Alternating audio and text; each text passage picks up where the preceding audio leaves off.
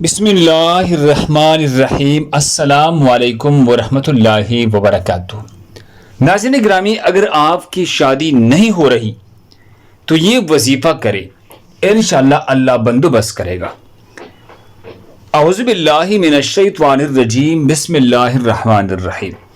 قل هو اللہ احد اللہ الصمد لم یلد ولم یولد ولم یکن لہ کفوا احد۔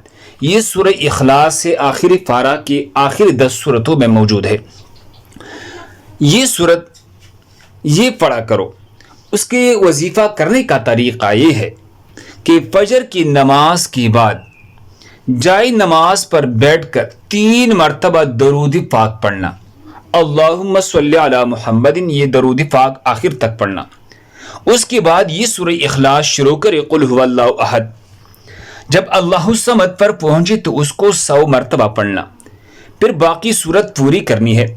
اس طریقے سے 11 بار سورہ اخلاص پڑھے اور 1100 بار الحمد للہ الصمد پڑھے۔ اس کے بعد اپنے حاجت کی دعا کرے۔